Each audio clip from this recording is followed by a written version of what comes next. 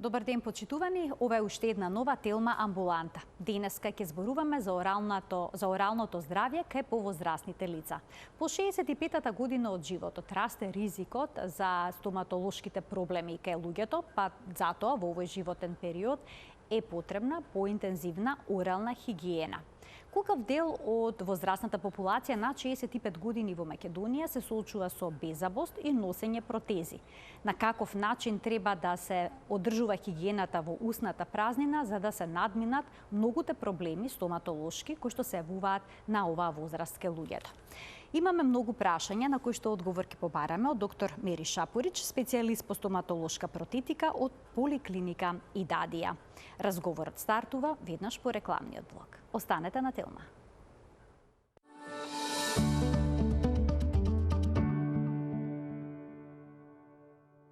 За оралната хигиена кај лицата постари од 65 години денеска разговараме со доктор Мери Шапорич, специјалист по стоматолошка протетика од Поликлиника Идадија.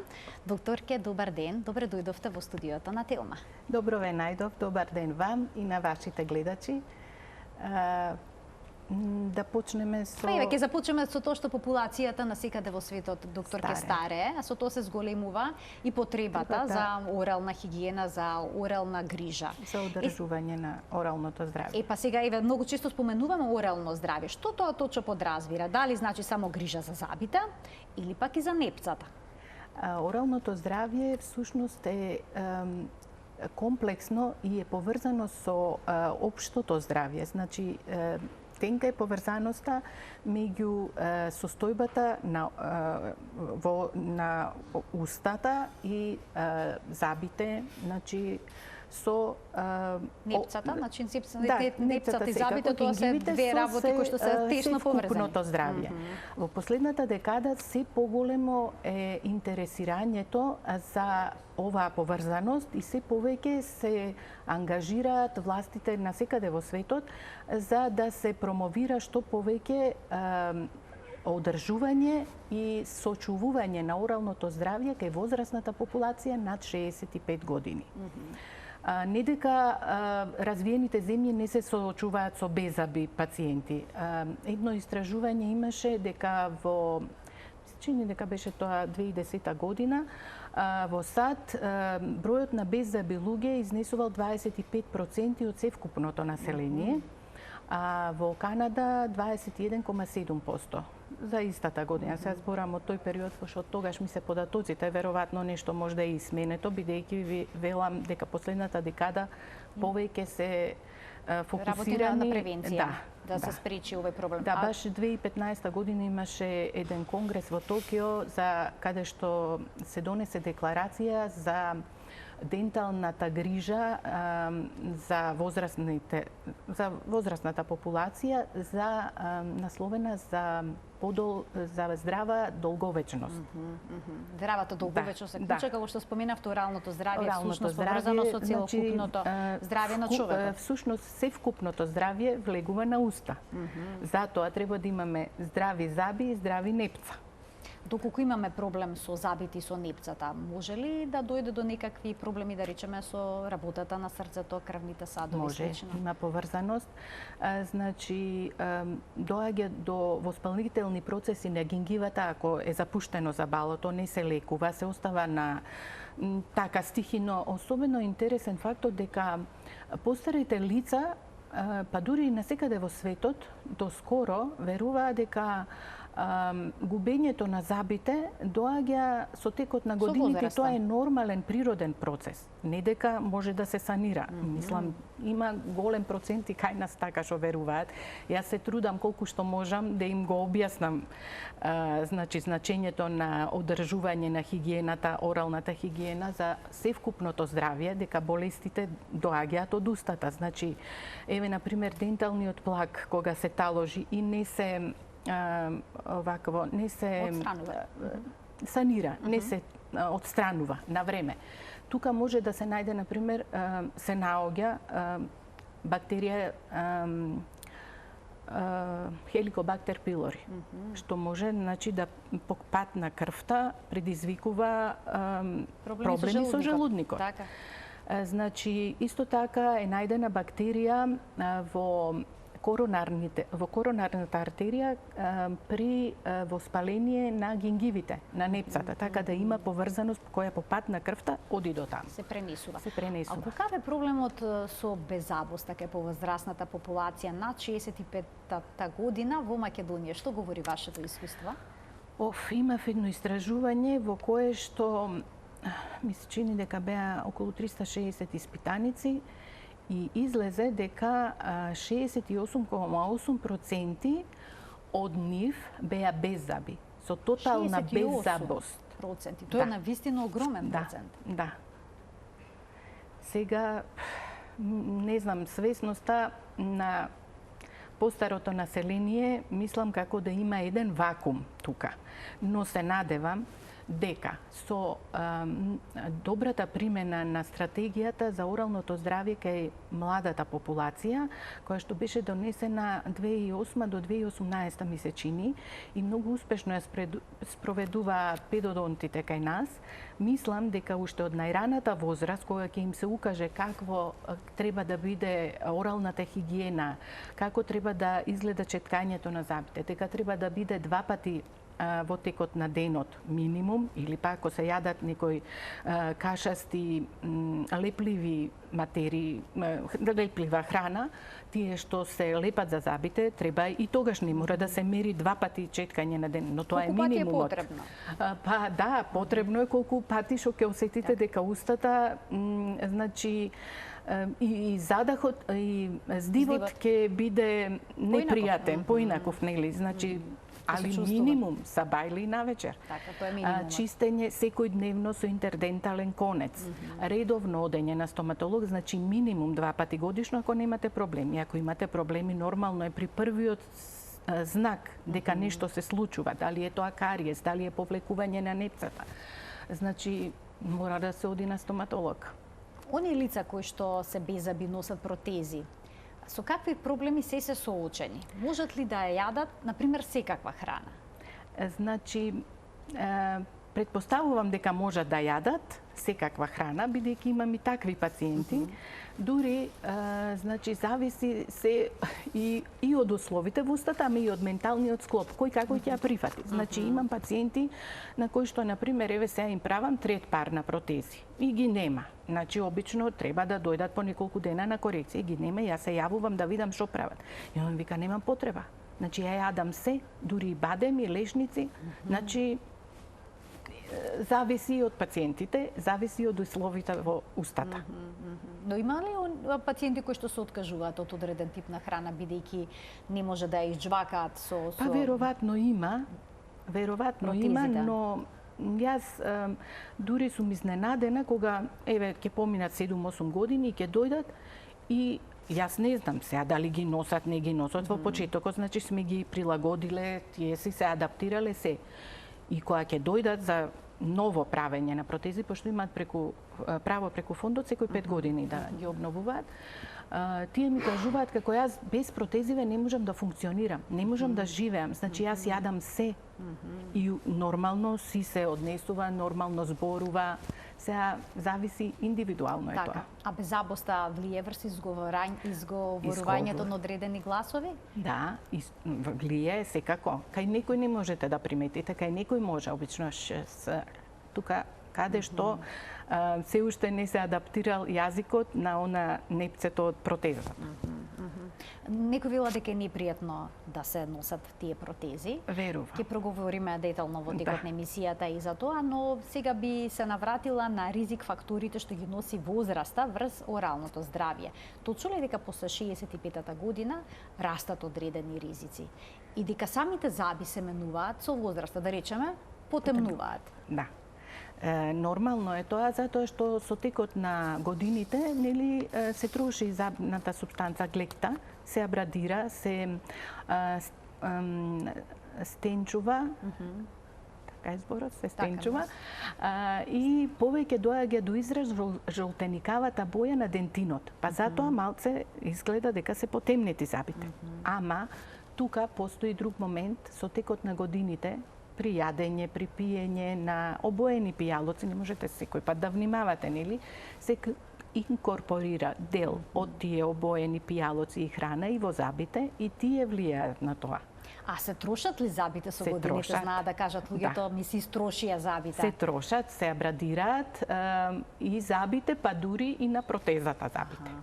Да. Значи И нашите и природните заби. А повозрастните лица знаат и да се пожалат дека имаат сувост во устата. Да. Понекогаш и лош див. Поврзано е тоа со возраста или со некаков конкретен Поврзано проблем? е со послабото лачење на плунка. Значи може да биде послабото лачење на плунка прво, ако не пијат доволно вода. Значи се Нема доволно благо дехидрирани, да речем. Потребна рехидратација, Да. значи. Второ, заради примање на некои лекарства, како на пример диуретици, кои што имаат функција да извлечат вишокот вода од организмот, но при тоа може да го намалат и лачењето на плунката. Потоа некои лекови кои што се користат, значи кај Паркинсонова болест, па потоа при анксиозност, како антидепресиви, како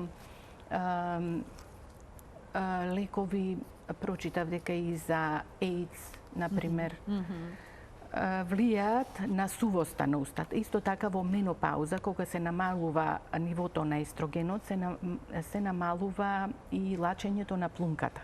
Сега зависно и ако, например, постои запушување на плунковите жлезди од некој камче, што не е ретка појава, значи често се случува тоа.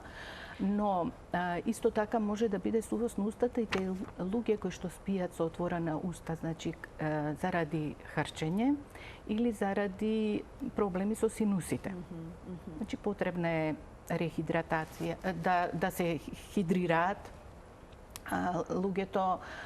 Значи лекарствата сега едино ако има опција да се сменат, но функцијата е таа, ако има потреба од намалување на крвниот притисок, ќе мора да земаат диуретици и така.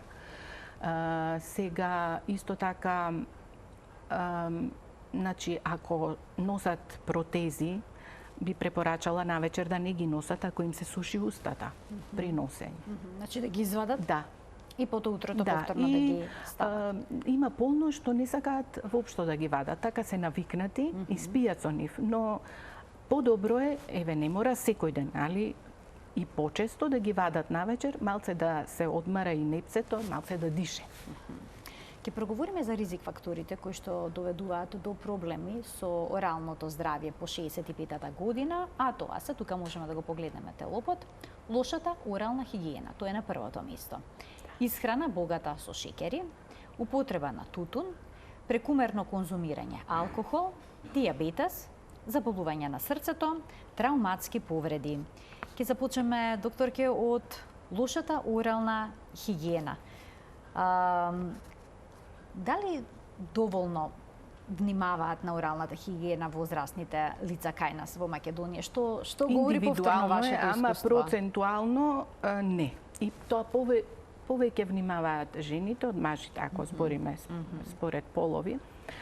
Значи, мажите повеќе го занемаруваат оралното здравје и оралната хигиена. Дури и кога нагласувам и повторно доаѓаат, пак гледам дека не се обрнува внимание. Кога ќе ги прашате дали редовно ги четкаат забите, какви одговори добивате? Одговори добивам дека 2 пати на ден ги четкаат забите, што сум сигурна дека не е така. Се гледа доколку не е така? Се гледа. Се гледаат, има забни наслаги, па дури и на протезите знае да се налепи забен камен. Значи не ја одржуваат хигиената ниту на вештачките заби, ниту на природните заби. Значи на вештачките заби подеднакво треба се посвети внимание на хигиената. Мора да се мијат са бајли навечер, им викам со паста и четка за заби во рака, да не им текне во уста. Значи од сите страни, бидејќи тие се мобилни, не се фиксирани како мостовите, мора да и внатре влегува храна, не може. Значи зборуваме за она што народно се вели вештачки вилици, така? Вештачката вилица всушност треба да се земе во рака и убаво да се исчетка. Да, убаво да се исчетка. А како да ги четкаат забите по возрастните лица доколку има, да речеме, крварење на непцата? Значи да ги четкаат со мека или со со средно, најдобро е со мека четкичка. Да не четкаат агресивно, при што би ги повредиле гингивите и ќе доведат до крварење. Но ако се гингивите воспалени, сигурно има таму забни конкременти, забен камен, тоа мора прво да се отстрани. Нема да може воспалението да се смири ако не се отстрани причинителот. Колку често треба да се отстранува забниот камен? Значи минимум 2 пати годишно, на 6 месеци би требало да дојдат, дури и почесто, ако кај некој се појавува почесто. Ама 2 пати годишно минимум треба да се оди не само заради забниот камен, и заради контрола кај стоматолог, бидејќи со редовното одење на контроли може многу орални заболувања да се спречат, а со тоа да се спречат и други хронични заболувања да настанат.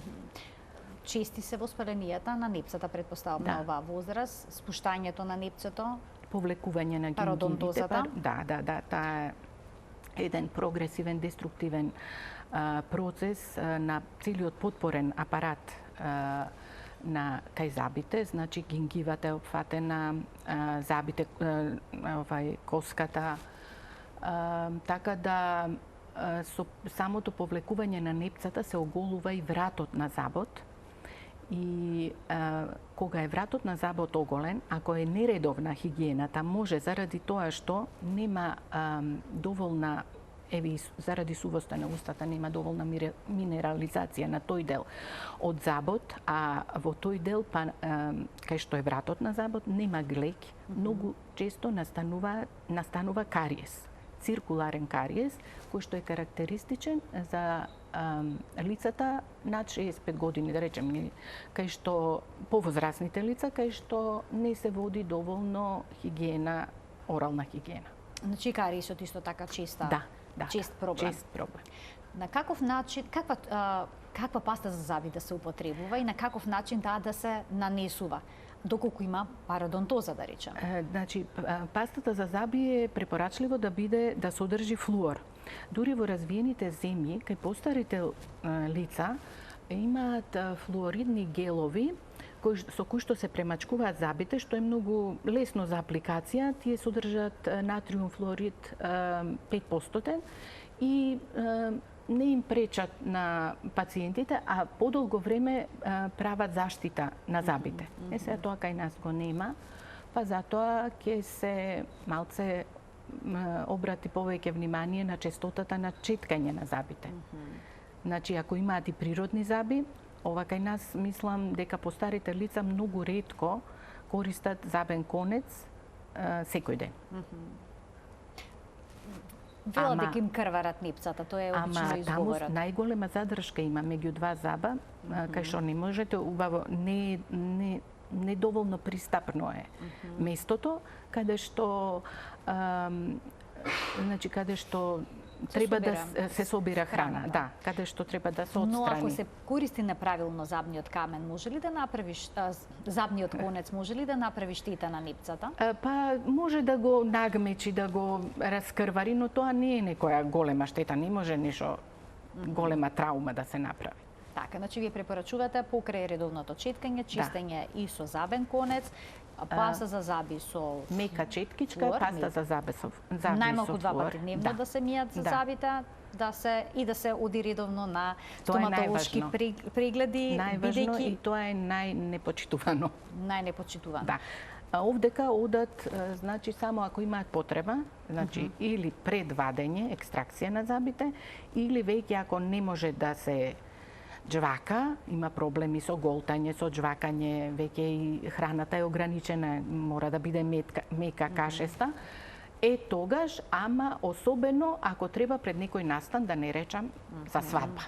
Тогаш обавезно е доаѓањето, иначе до тогаш може секако. Значи се санира само по потреба, а не се внимава на квалитетот на животот. Не. А тоа е најстрашно. Инаку за добро санирано забало и за добро одржана орална хигиена кај лицата над 65 години се смета сочувано забало од најмалку 20 природни заби. Споменавте дека доаѓаат обично пред некој важен настан, да речеме пред свадба сака да ги направат забите. Но, може ли секогаш да се направи интервенција, да се ставаат мостови, протези и слично, особено доколку непцето крвари? Може ли тоа веднаш прво да се отстрани санира? причинителот за таквата состојба, да се санира, па после тоа да се прават сите интервенции што ќе се детектира. Продолжуваме да ги коментираме останатите ризик фактори што влијат врз оралното здравје кај лицата после 65-та година. Исхраната богати со шеќери Треба да се намали внесот на шеќери во организмот. Се не може сосема да се стопира, но мора да се направи напор да се намали. Препорачано е до 40 грама дневно. Сега не знам, некој препораки имаше, може само да се пие кафе со шеќер, пола лажиче, не знам, така некако, да се намали користењето, употребата на рафинирани шеќери, на газирани сокови и оние густите сокови што се полни со шеќер, да речам, тетрапак, како да ги крстам, повеќе да се оди на природни сокови, на исхрана богата со влакна, на здрава исхрана која што подразбира свеж зеленчук и овошје, значи повеќе салати, овошје во големи количества, ама пак со ограничување на внесот на шеќерите. Употреба на тутун, знаеме дека цигарите се штетни, но во однос на оралното здравје, што всушност нарушуваат? Нарушуваат, значи, прво даваат темна пигментација, значи обоеност на забите за почеток. Обоеност на забите, да. И баш таму каде го потенцираат присуството на дентален плак, не го обојуваат. Тоа мора да се отстрани. Потоа исто така и големото конзумирање, преголемиот внес на алкохол, мислам нормално ако се користи, и тоа делува штетно на забите. Диабетесот е издвоен како особен ризик фактор. Диабетесот не се знае точната причина како тоа делува, но се претпоставува дека зголеменото ниво на шеќерот во крвта, значи како да ја повлекува водата од плунката и затоа имаат диабетичарите еден од првите карактеристични знаци е сувост на устата.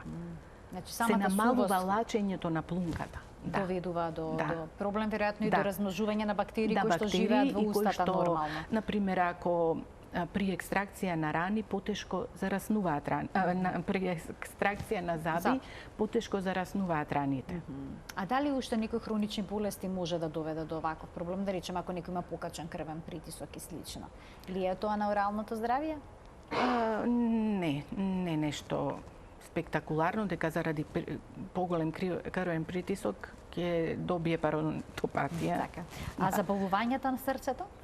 Заболувањата на срцето, еве како што ви кажав претходно, нели при присуство на забен камен и на дентален плак е пронајдено дека изолирана бактерија која што по крвен пат доаѓа до, како они го објаснуваат, до најдалечните делови, значи ако го сметаме од устата према срцето, значи коронарната артерија. Здравје всушност влијае врз здравјето на срцето, а не обратно, здравјето на срцето врз оралното здравје и секако травматските повреди доколку се скрши некој заб. Проблематично ли е на таа возраст по 65-та година повреда на... се реставрира, зависно од траумата. Зависно од траумата, да. Они трауматски повреди едино ептен ако паднат, не знам дали тоа нешто би повредиле многу, повише би повредиле отколку што ќе би ги повредиле така вилицата. Сега не знам за во сообраќајки тоа е доколку се искршат тоа забите. А чиста ли оралната болка во староста? Па ако е не се одржува редовно оралната хигиена, самите воспалителни процеси, самата расклатеност на забите, таложењето на бактериите, сето тоа предизвикува болка. нелекувани од кариес. Потоа, ако е така запуштен забот и се занемарува болката, може да од обичниот пулпит, односно, да речеме, како да го кажам народски, отварањето на живецот, ако не се лекува, доаѓа до гангрена на забот. Така да, секако, зависно е кој како ќе си го свати своето грижата за оралното здравје. Значи, треба се свати сериозно. Кај нас орално здравствените навики кај постарата популација не се баш на многу високо ниво. Тоа е За жал, и очигледно треба се крене свесност, еве преку овие емисии, треба да се крене свесноста, дека всушност тука клучната промена треба да биде направена во оралната хигиена, за да се зачуваат забите. За да се чуваат и забите. Со тоа се зачувува, значи го штитите целиот организам. Значи при самото жвакање со што поголемо присуство на природни заби во устата, вие можете да јадете разноврсна храна. Полесно ќе голтате, поубав говор ќе имате, ќе ви биде зголемена само довербата, ќе ви биде добар социјалниот живот. Нема да чувствувате засраменост, нелагодност, да се повлекувате и да се изолирате од средината. Значи, состојбата со оралното здравје влијае на целокупниот организам и на вклучувањето на индивидуата во општествените активности. Поради губењето на заби, многу дури не се ни смеат како што треба, ја кријат на смевката, кога ќе дојдат кај вас. Што им препорачувате на лицата на 65-та година од животот? Дали може кај нив да се стави, да речеме, имплант? Да, нема старосна доба, поготово за, мислам, 65 години не е некоја длабока старост. Така да, секако, ако имаат услови, тоа кај нас подразбира финансиски, препорачувам да се стави.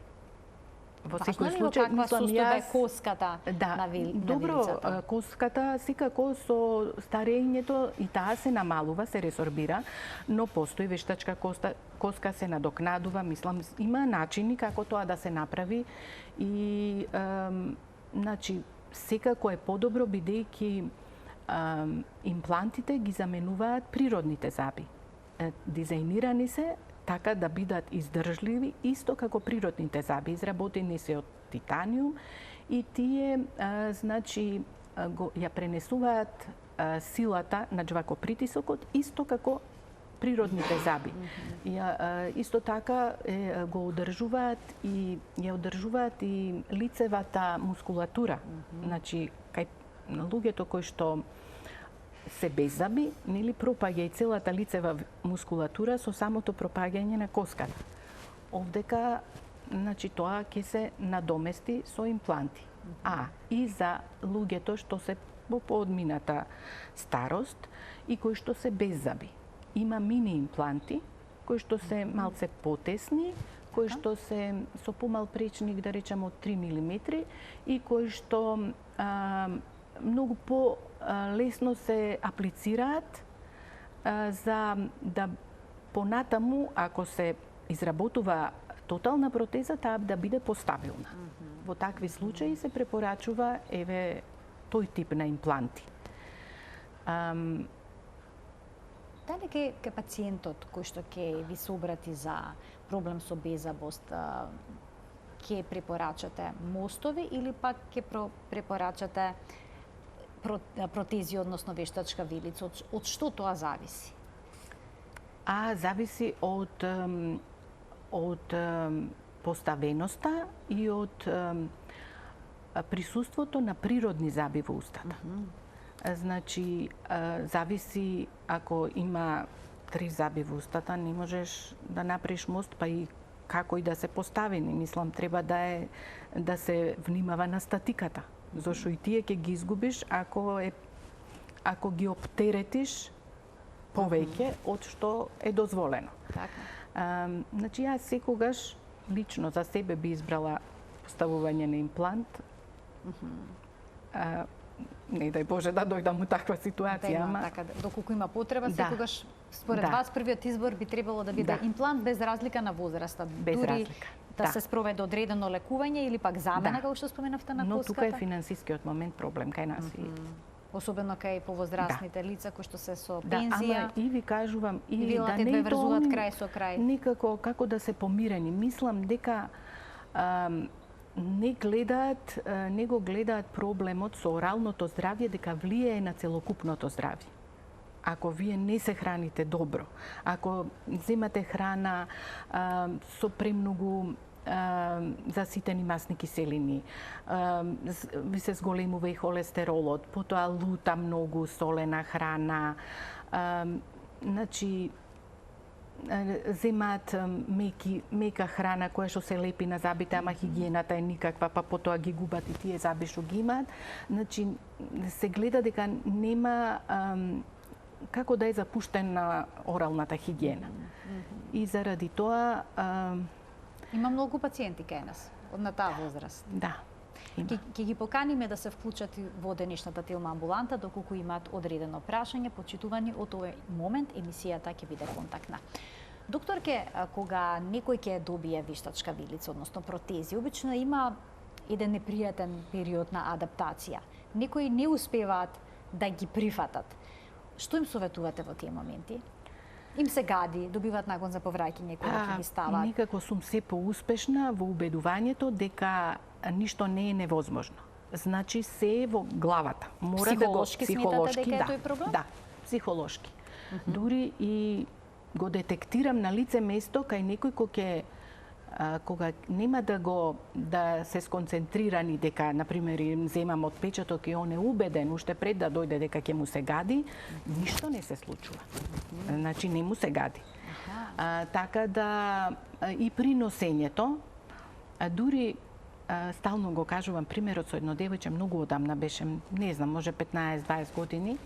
Девојчето беше преубаво. Немаше услови да стави импланти. Имаше еднострана беззабос во горната вилица. И рековме, ајде да ставиме привремено сега една протеза, парцијална, и после тоа ќе видиме што ќе се прави. Толку беше успешно тоа, воопшто не се приметуваше дека е протеза право. Девојчето го испратив со плачење, иако беше се идеално, затоа што она не можеше да ја трпи протезата. Значи беше како петок денот. Доаѓа во понеделник, јас во моментот не ја препознав и она насмеена целата ми вика: "Здраво, докторке." Викам: "Здраво. Не ме познавте?" "О, викам, извини, не знам како се викаш името." Викам: "Не те очекував." И она насмеана стоја, ама мене не ми текнуваш. "Ама јас ги носам," вика, "протези." "Како?" викам, "Бе, ти успеа?" "Не излегов од купатило," ми вика, 2 дена, ама бев упорна. И еве така, значи може. Значи со упорност, значи со упорност може. Дури и после, не знам, неколку години, 2-3 да речам, доаѓа, не направивме друго ништо, не се упати да речеме за импланти, немаше средства. И нешто падната, пукната, не знам како, викам: "Добро, да доеш за 2-3 сата, да речам." И она ми вика: "Не, никако, јас овде ќе седам, нема да излезам од тука без протеза." Значи кога она може, можат сите. Така е, точно, значи само пристапот е ваш. Да. Смее ли протезата да испаја? Да се откачува? Па, нормално ли е тоа? Па нормално е, затоа што доле е само еден гребен. Не можеш да направиш вакуум како што можеш кај горната протеза. Иако не е невозможно. Значи се случува и имам пациенти кај кои што и доле. Меѓутоа не е фиксирано како мост како што они очекуваат. Значи со самото џвакање на двете страни во исто време да стават залчиња и така да џвакат извесен период, самата протеза ќе си земе лежиште. Нивниот џвакопритисок ќе си го направи своето, јас ќе знам каде е негде подолга, каде е негде потесна протезата и со самото тоа што ќе се направат малце црвенило, па дури негде може и некое раниче, јас ќе знам кај да стругнам и тотално ќе адаптираме протезата. После нема да имаат никаков проблем. Но во почетокот, бидејќи не сите сакаат да прифатат дека тоа е мобилна протеза, значи не е фиксно, мора да мрда, мора да се вади, да се четка, они не сакаат и тоа. Значи им викам да користат Корега, има еден лепак, всушност личи на паста за заби, Корега Екстра Стронг. Тој треба да е сува површината на внатрешната површина на протезата и се нанесува на неколку точки, се става во устата и поудобно се чувствуваат тие. Иако и да не ја носат, сигурна сум дека ќе може да функционира. Ама ете има го и тоа решение. Колку пати во денот треба да се исчетка протезата? Минимум 2 пати. Минимум 2 пати. Минимум. Потребно е После секое јадење се плакне. да се Фаќаат наслаги исто како природните заби, да. Потребно да се ставаат во некои средства Има, за... да, исто таблети, исто Корега, кои што вршат дезинфекција на протезата. Значи во Можно. чаша вода? Во чашка со се вода става се таблета? става, да. Натре Да. се потопува Се протезата? потопува и преноќува. Преноќува. Така, доколку не ја носат во текот на ноќта, ако ми споменавте дека некој не ја вада Никој дури не ја вада, да, ни навечер. особено помлади така. Не ја вада. На кој што им е непријатно да се Вика, погледнат мене не ме знаат без дома, заби. ни деца, ни внуци, ни никој не ме знаат. Вика, јас од рана младост, што тој податок не ме баш радуе од рана младост да останеш без заби. Ама ви кажувам, Има и се такви надевам примери. дека со онаа стратегија кај што се всадија орално-хигиенските навики кај младата популација, каде што одеа колегите по градинките, уште од раната возраст да се створи навика за задржување и очувување на оралното здравје. Се надевам. Ова сега не знам. За постарата популација има некои што си имаат навики на вистина од млади години и заради тие навики и ден денес, иако се во поодмината возраст, имаат сочувано забало. Јас не знам како стасав, по која покана имаше, можеби се уште постои таа како факултет трето доба на филозофски факултет. Јас се чудев што е ова чудо таму. Мислам стварно како факултет. Ама тоа уствари било покануваат луѓе од разни области. Да речеме стоматологија, па нутриционист, па ортопед, нешто што ги интересира и имавме 2 часа, да речем, и предавање и интерактивно дружење и многу беше интересно и стварно беше многу полезно и за нив и за мене. Многу од нив после ми станаа и пациенти. Не знам дали се уште постои тоа. Исто така добро е да се поткрене јавната свест со некои така јавни настани и во помала група. Учествував и на еден таков, сега не можам да се сетам како се вика тоа, Даре Джамбас се вика едно... Да, има, така. Така, ама како беше тоа како дневна соба, во склоп на дневно дружење на луѓето, и така беше како баш во дневна соба, со луѓето на масички седнати, таму истото предавање, и исто за хигиенски навики, за заболувања орални, за така, и луѓето сакаат да научат. Како не? Кога станува збор за здравјето, секогаш да. е полезно да се слушне нешто ново и да се примени. Дека треба и за возрастните лица да се направи стратегија за подигнување на свеста и за промовирање на оралното здравје и орално-хигиенските навики кај возрастните пациенти. Така, имаме гледачи на линија, ќе ги вклучиме во програма. Добар ден за првиот од нив. Добар ден. Повелете. Голем поздрав до вас. Ви благодарам. Само чекаме да стигнете на телевизија да ве гледаме со докторите. Ви благодарам, многу ми е драго. Едно прашање ќе молам до докторката. Така? Имам правено заби неколку пати, 2 пати вилица и мостови. Никако не се кршат. И сега на извадените заби, едната страна, од време на време коската ме боли.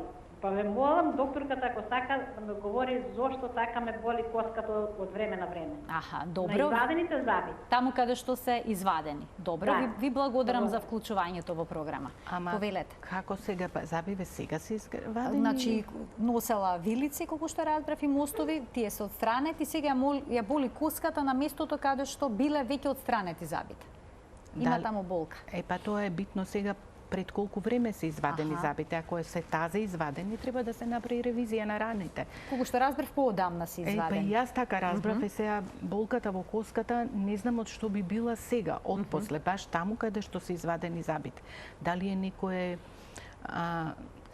прво не знаеме сега дали е сега почувствувана болката или од претходно, зашто Значи, ќе мора стоматолошки преглед да се направи. Да, ќе мора секако, зашто да е нешто при аплицирање на анестетикот, нешто повреден нервот, тоа би било други би дало сензации, други А може ли да болка, да речеме, во непцето, па да се чувствува како болка во Ама коската? тоа треба да се види, значи мора да ако се е види. воспалено, не знам, мора да се види. Значи, еден совет за гледачката да направи еден стоматолошки преглед за да се види во каква состојба е тоа место. Уште еден гледач ќе вклучиме. Добар ден. Добар ден. Ве слушаме во програма, сте, повелете. Благодарам. Поздрав до сите во емисијата. Благодарам. Ја имам прашање кое што можда не е баш во склоп со темата ова детално, иначе пак е за оралното здравје за забите. Јас покрај другите болести што ги имам, пијам Синтром 4. Треба во меѓувреме неколку заба ми се скршија. И сега треба да ги извадам фактички корењата и делчињата од забите. Поради тоа што пијам Синдром 4, ми се нафаќаат сите. Еди ме праќаат кај кардиолог, други ме праќаат на трансфузиологија, трети кај интернистот, четврти кај стоматологот и јас се шетам, а не знам што да правам. А проблемот стои? Заради синдромот. Така, што ви советува докторката во однос на поставката? Да, кое мислење го има. Мислам дека е пак во склоп со... Така, секако, апсолутно. Ви благодарам за вклучувањето во програма. Што советувате оваква ситуација? Да, имам и такви ситуации, значи они одат и во договор со трансфузиологот, се договараат колку време пред да се изврши екстракцијата на заби треба да се престане или има некоја шема со која што ги им кажуваат како да пред екстракција на заби да го примат лекот. Дали мислам тоа трансфузиологот го кажува, па после доаѓаат за екстракција спремни. Значи по спроведен протокол даден од страна на трансфузиолог, сметате дека може да се екстрахираат, односно да се извадат забите. Докторке, имаме, односно веќе немаме време до крајот на денешната емисија. Јас ви благодарам многу за вашето гостување во Телма амбуланта и за сите совети и препораки што ги упативте на лицата повозрастни од 65 години во однос на нивното орално здравје. Само сакам да ве прашам зошто се зема таа граница од над 65 години? Па веројатно тогаш се покажуваат и првите знаци и на старење на коската, на промена на бојата на забите. Веројатно тогаш особено мислам кај оние луѓе кои што не водат редовно хигиена, па тогаш се појавуваат и промените кај непцата, повлекување на гингивите. Предпоставувам дека затоа се зема таа граница, иако многу луѓе на таа возраст се наоѓаат како, да не речам, навредени. Така. Па се чувствуваат дури млади. кога ги пишував мојот докторски и магистерски труд, никако не можев да ставам да бидат старите лица, туку постарите лица на возраст од 60 или 65 години. Иако во светот се користи терминот elderly. Така. Да. Мислам дека не е соодветен термин, би можело да биде постари. Повозрастни. Повозрастни. Да. Јас исто така имав дилема, ама така го крстив. Ви благодарам уште едно за Ви благодарам и гостувањето. вам за поканата. Навистина ми беше задоволство да учествувам во вашата емисија. Верувам дека им беше задоволство на гледачите да ја проследат денешната Телма амбуланта секако со внимание. Почитувани, ова беше се во денешното издание. Се гледаме секој работен ден на Телма, кога заедно учиме за нашето здравје. Имајте пријатен ден.